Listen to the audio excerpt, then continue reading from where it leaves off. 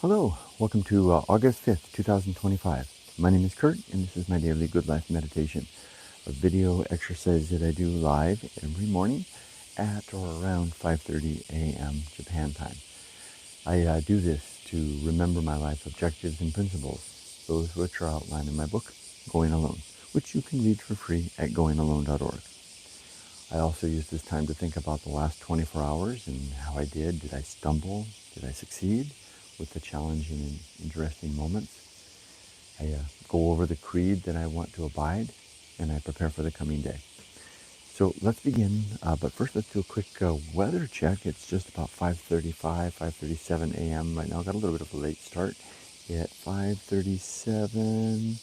It is now just past 25 degrees Celsius and about 78% humidity, as you can see. So we're just starting to touch into the red zone for temperature, and we're solidly in the red zone for humidity. So a little bit uncomfortable. Should get more uncomfortable as the temperature rises, but the humidity should drop. Okay, let's get started. First, a bit of a welcome to new subscribers to the channel. Good to have you here. Let me adjust the mic a little bit. I do want to warn you that I do talk about sensitive subjects here. Boy, I had a real important talk regarding sensitive subjects with my daughter yesterday. We had a bit of a scare with her grandfather, and after all that was done, I leveraged the chance that we were talking about such subjects to interject a piece of information to my daughter, which I'll try to remember to share with you in a moment when we get a little further. Keeping with my welcome, hi there, to the new channel. If you're new to this channel, I do this video every day, and it's all about me. This is my personal journal video. I can talk about anything that I want. If it sounds like I'm talking a little bit too much about myself, that's okay, because this is a journal video. If you want information about Japan or videos about Japan, see my other videos. But the Good Life meditation videos are all about me. It's like, think of it, you're looking over my shoulder as I'm writing in my diary. You're welcome to leave comments if you like, although I don't typically read or respond to comments until I'm done. So with that, and as I said, I do talk about sensitive subjects, and I do want to say a huge thank you to my viewers on YouTube, my members on YouTube, and my supporters on Patreon. I really appreciate your support.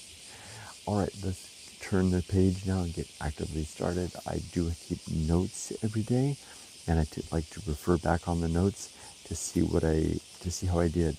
What I'm making note of is the interesting moments where I either did well or I did poorly. Like I already said, I'm not interested in giving you a blow-by-blow of the day. That's not what this is about. It's where did I do well, where did I do poorly, so that I can improve. In the last 24 hours, I have one simple note here, very common to just have one note these days, and it says, falling behind, and it says, familiar feeling. And what that means is, it was a Monday yesterday, and oh, by the way, if you're new to the channel, I'm retired 7 months. So when I talk about work, it's in the context of being retired. Retirement hasn't gone poorly, but it hasn't gone well. I haven't settled into being retired very well. I haven't found my way, and instead of continuing to try, I've simply gone back to work. So as such, and that's only been about a weekend, I'm working on my own business, kind of an online business, eBay and YouTube merchandise. And it's going very well. So last week was the first full week of being back at work. I really worked a full week last week, and I loved every day of it. This week, we've got my daughter and her friend from America are visiting. They're still here. They're leaving today, and they've been here since Saturday, or actually they arrived Friday night. So it's been 4 days. It's gone very quickly, but yesterday was interesting because it was a Monday where my mind is in the frame of mind of work, yet we've got the family here and a lot going on. So the feeling that I had yesterday was that I was falling behind. Normally I have an allotment of work that I do every morning on my business. I've been doing it, ramping up slowly over the last couple of months, and last week was the first week in earnest. And boy, did it pay off. If I look at my metrics on line, last week's full week of work, you could just see my metrics shoot through the roof.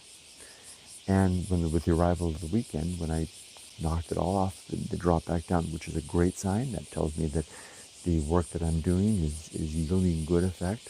Certainly yielding good effect in terms of sales. So big business seems to be successful. So as a result, yesterday I was falling behind, even though I had decided that to take a break yesterday and today, while the kids are here. My kids being my grown daughter and her friend from college, while they're here, to not work. I did, while the kids were at shopping, they asked me to drop them off at a shopping mall. I did do some work, and I shipped three items yesterday, which was work, which is good, which helped me keep ahead. But the feeling here is that I was falling behind, because now my mind has switched back on. It's amazing how it's the old routines of work. It's like a well-worn glove, you know. I decided a week ago that I'm going back to work Monday through Friday, even on the weekends if I choose, and by gosh, I did. And then Monday rolled around yesterday, and I wanted to work, but I have a family here, so I took a day off, and I felt like I was slouching off. Felt like I was, and I'm sure that was slightly, if not overtly, visible to my family, which is all right, because I'm still finding my way. But I was present for them. I was engaged. I was exhausted. That's another thing. Interesting. I was very exhausted yesterday in all the activities that we did yesterday. I'd say it's a good balance, though. I mean, I think, keeping in mind that I'm at liberty to do whatever the hell I want anymore. Keeping that in mind, it's quite all right if retired dad is distracted, right? I mean, I'm no longer at the forefront of any of this stuff anymore. I'm at the forefront of my own endeavors now. And that's all right. I can bring my secondary self to the social setting if I like. I'm really no longer obligated to be first and foremost in the face of any venue other than the venue that I choose now. So, falling behind, familiar feeling. It's an old feeling that I remember from being a working man, because I'm a working man again.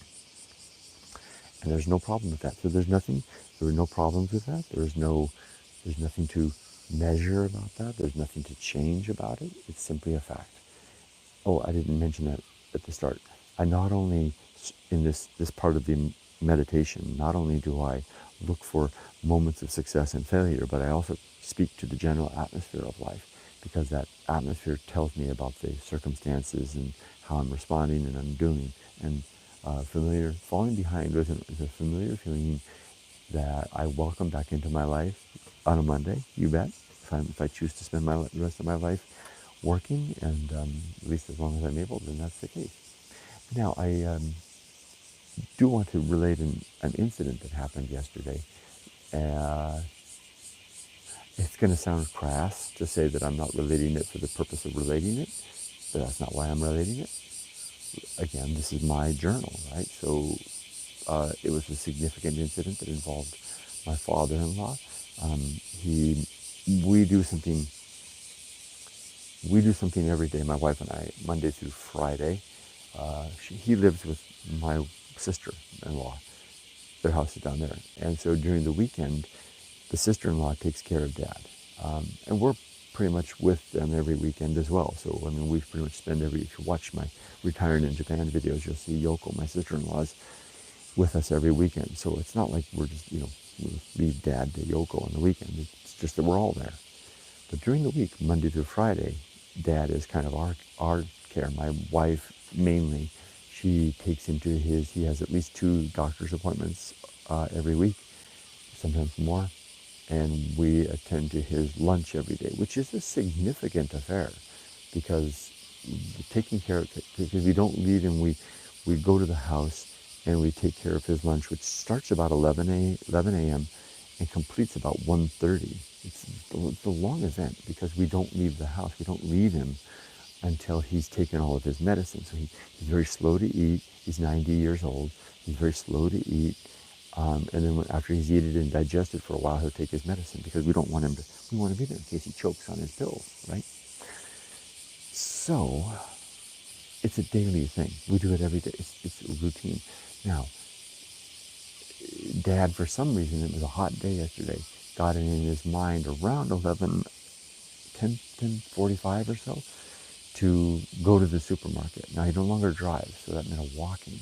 So he set out about 10:45. My wife arrived at the house at around 11. 15 minutes later, I was entertaining my daughter and her friend. We were at the tea factory down the road because my daughter's friend is interested in tea, and I needed to buy tea to ship to my customers. So we rolled it up into an experience, and the tea factory owner was very happy to have us there and was giving us a full tour of the factory. During the tour, I got a call from Yumiko who said, Dad's not here, which is very worrisome because it's a very hot day. Where the hell is he? So we left the tea factory and we started searching for Dad. Yumiko had set out to go to, there's lots of relatives, to check on and he didn't have his phone. He left his phone at home. To go to the various relatives' house to see if he had dropped by one of them. By the time I got to the house, we did the same thing. We stopped, we drove past some places, some of the places he would likely go, because we were driving around. He wasn't there. We got back to the house. He was there. He had just arrived back at the house. He had gone to the supermarket to get ice cream,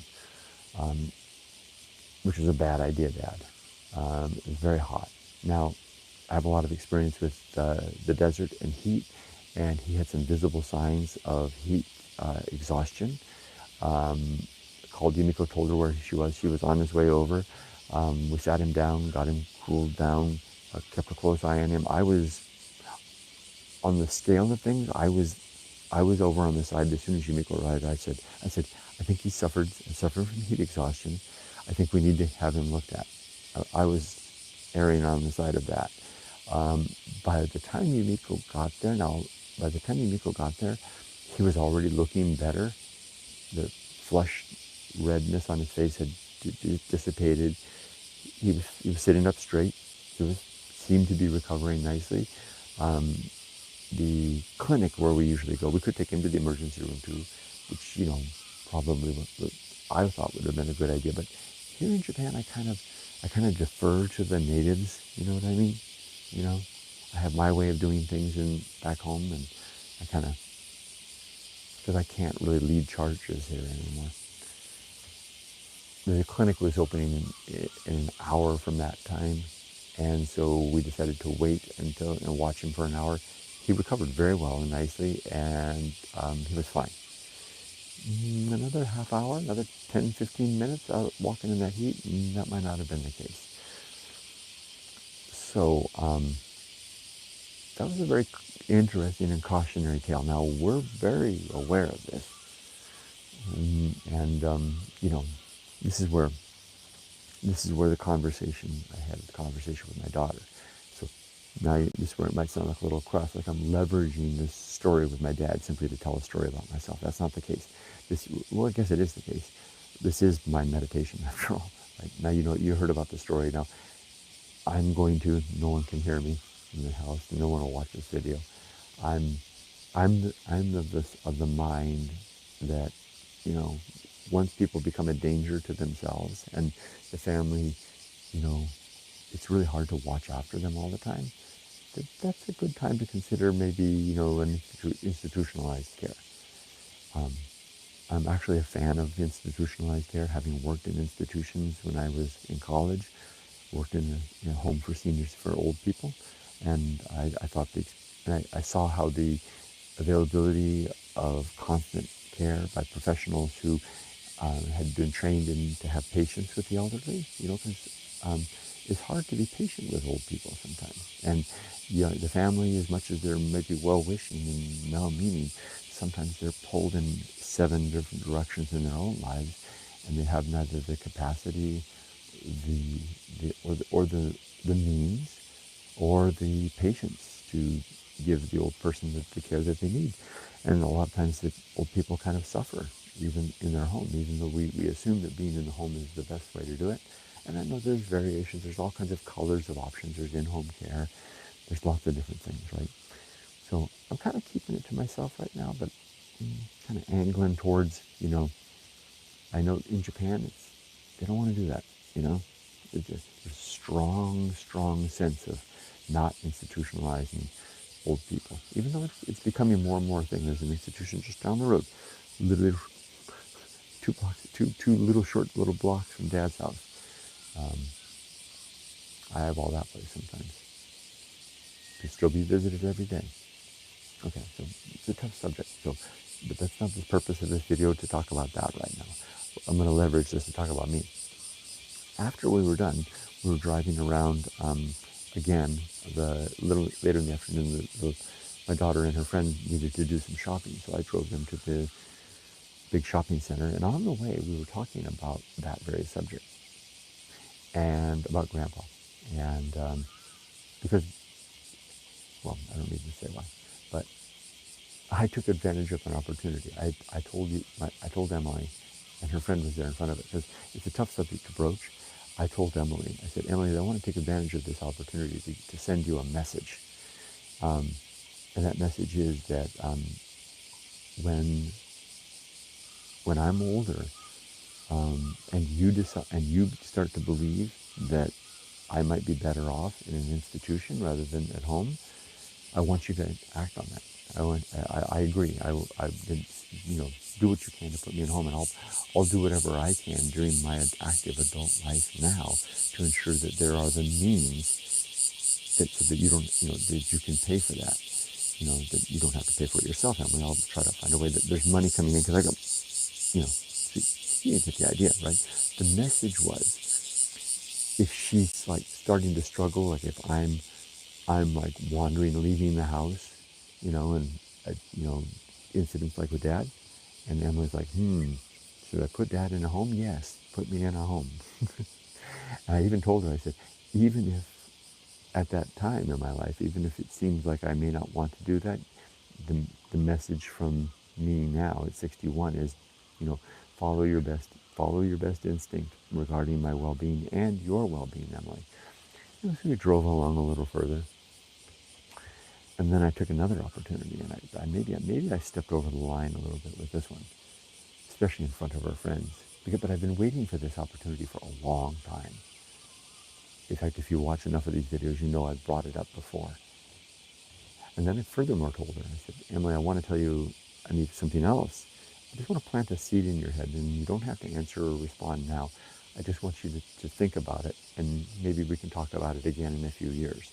I said, Emily, if it ever gets to the point that I get like an evaluation that, death is coming, let's like a stage 4, cancer of some sort, and there's no way, there's no stage 5. And I have in front of me, this is just for me, right? I have in front of me a difficult road of pain and suffering, and great expense to everybody in my family. I said, and this is really hard for me to put the words to say it, right? And I said, I will probably decide to take my own life. And I have already got a plan, which that might have been the stepping over the line, to have my daughter hear that I've already thought it through. I already have a plan about how to do it that won't involve anybody, assuming that I still have the capacity to do it, but I will simply disappear off the face of the earth. I said, and the car kind of went silent. And I said, I know that's a startling idea, and I don't want you to you don't have to respond to it at all now. I said, I just want you to think about it. And then I told her, I said, if, however, this idea horrifies you, then I won't do it. I'll go the course. I'll go down, you put me in hospice or whatever the hell, and I'll go down, like go down fighting, as they say, right? I don't want to put my daughter into a state where she's or my wife are horrified, by taking my own life on my own terms. And then that went well. I'm glad. It was an awkward moment of 5 minutes of silence as we drove to the store, and then the subject changed as life does, and it comes up, and we moved on. Not mission successful. I think that was really successful because I got the message out there. And like I said, I wasn't expecting a response from her. She's only 24. She's going on 25. I simply want that seed to be planted so that, in 10 years from now, or however long, however long it takes, when she's more mature, that has germinated in her mind, and she can either come to me at any time she wants and say, that thing you told me, Dad, years ago, after that incident with Grandpa that one day, she said, don't do that. That's all she has to say, and I won't do it. Or maybe she'll say, maybe it'll be in a tacit agreement to say, yeah, I understand, Dad. In which case, I have that. And then, if that's the case, well, I still might not do it. Because this is all assuming that my wife goes first. I wouldn't do it. I wouldn't do this. I won't even bring this up with my wife. It's a hard no from her. So I should have told that to Emily too. If I get a chance, I should tell her that. This will only be an issue if I'm the last man standing. If Yumiko's still around, because Yumiko we've talked enough about the subject of final plans that she's reminded me time and again. She knows that. Well, I don't need to say it. I don't. She's basically to stop being so selfish. This is the Japanese way of doing it, especially if I'm here. Well, no, that's not necessarily the case. That's not necessarily the case. What am I thinking?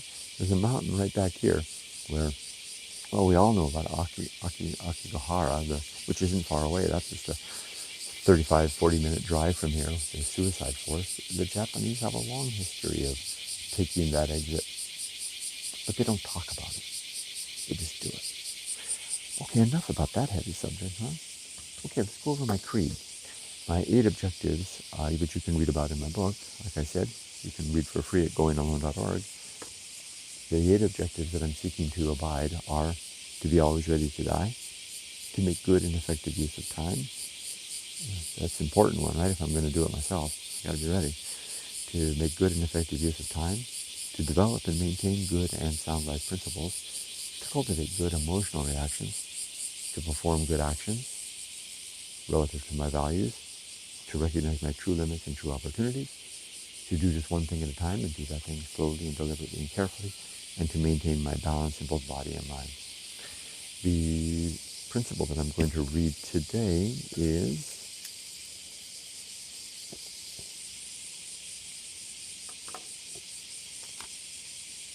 the Great Life Adventure.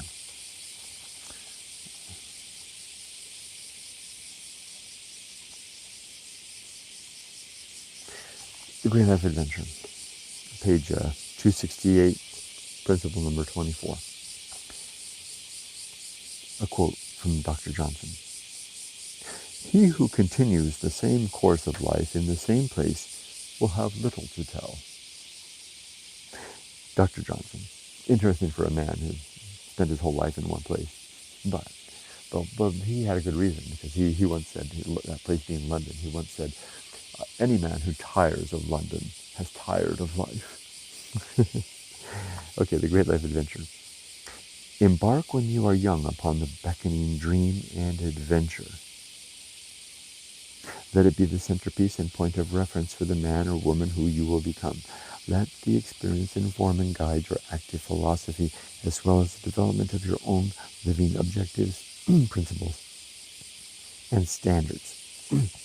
The Great Life Adventure is the thing that we do in the course of our life that becomes the centerpiece of our living. For me, it was seeking out Mount Wildness, the adventure that led to the writing of Going Alone. There's a chapter in the book titled The Anxiety Hike. The Anxiety Hike was the culmination of my own Great Life Adventure. For my parents, it was an experience they called the Odyssey, which was dropping out of society, taking their 2 young sons, my brother and I, on an adventure of discovery, finding themselves in the mid-70s in America. These things were formative and also became the stories around which the rest of our lives unfolded. I truly recommend seeking out and having a great life adventure if you're of a mind that you want such a thing. It will become your story. There's lots and lots to go. I could say and go on and on about that, but the sun's coming up over my shoulders now. I better wrap up. For the next 24 hours, Emily and her friend Crystal will be here, so my first focus will be to attend to them and just to spend the day with them. I'm also going to throw in as much work as I can. I won't do any listings. There's no antique item here for me to list this morning, but I will ship orders. I have a couple to ship this morning. And I want to thank you. There was a viewer in Sweden that sent me a message saying that my eBay store appears empty from this perspective of Sweden, which enlightened me to the fact that I've got an error in my shipping settings. So I can't, the only people that could see my stuff in my eBay store is the people in America. No wonder the only sales I've been making on eBay are in America. I need to work on that. That's going to take me half a day to fix that because I have to do it. Each of the 85 odd listings now in that that are on eBay, and then hopefully that'll work. All right, well with that, let's go ahead and read comments before I wrap up. Good morning, Robert. Hi, Tim. Weather in the UK at 9:43 p.m. is 15.7 and 63. 15.7 and 63. Sounds very similar to yesterday, huh? A stormy day over there. Wow. 15.7 and 63. Pretty nice, actually. The humidity for sure. Robert says hi to Tim. Tim says hi to Robert. Robert says the weather in Napanee, Ontario, Canada is 28C. Alleged smoke is fine. 51C alleged is 28. So kind of warm, but still green in terms of comfort level. And 51C. You're green all around, actually, Robert. Hi, Ray. Good morning. How's things in Washington?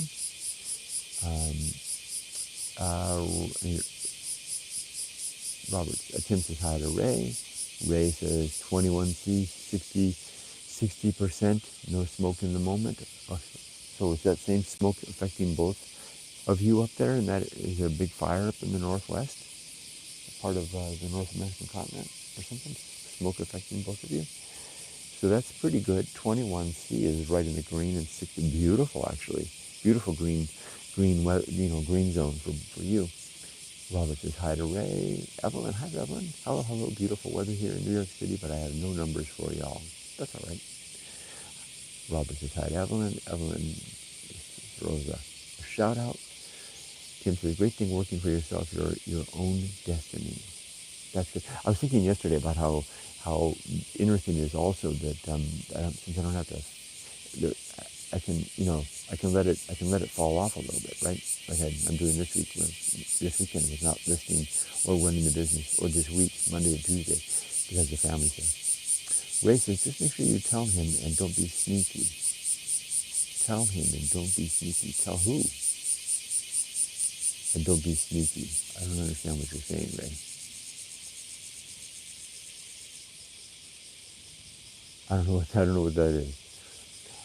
Tim says, glad Yumiko's dad is okay. Care is a sensible thing to look at, as I found with my mom. She flatly refused any care. It's a real tough one, especially in their minds. If their mind is pin sharp, but the body is struggling. Yeah, no kidding. I understand. I understand how people want to stay in their home. Yeah. The assisted dying bill was recently passed here in the UK back in May to lawfully assist an adult if they have less than 6 months to live. I'm sure if they have this in Japan. Well, I don't know. I don't know that they do, and I don't know. I expect California, where I'm from, is pretty progressive. Although I don't know what the case is there. But but my plan requires that I have to have the capacity to do it myself, because I would just I don't mean to go on and on, but I would take care of the job myself, and no one would ever know. Well, I mean, they would. That's why I told Emily. I said, I would just disappear off the face of the earth. If that were to ever happen, if you were to acquiesce to this, Emily, and Mom is, I didn't say this, but and Mom is no longer in the picture, so it's just me, and I just disappear, then I don't want you to don't send search dogs. Robert says, Kurt and everyone here, YouTube showed me a video I found rather interesting. I put the link into the Discord. Thank you, Robert. Okay, I'm sorry I didn't understand what you were referring to, Ray. Who him is.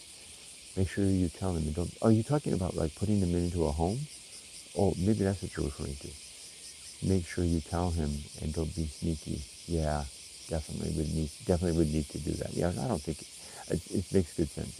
Don't be just ambush him and throw him in the back of the van and dump him at the facility. We wouldn't do that. Neil, hi Neil from New Zealand here in Japan this week in Hokkaido. Oh, nice. Nice to hear from you, Neil. I'm glad. Hope you're enjoying your time in Hokkaido. All right. Well, everybody, I've made it through the comments. Thank you for your nice comments, and it's always good to hear from you and hear the various perspectives and weathers from the different parts of the world. Bye-bye to you, Evelyn, as well. I hope everybody has a good, safe day. Be safe, but not too safe. And I'll see you tomorrow. Be back to normal. Back to my working man days tomorrow. Take care. Bye.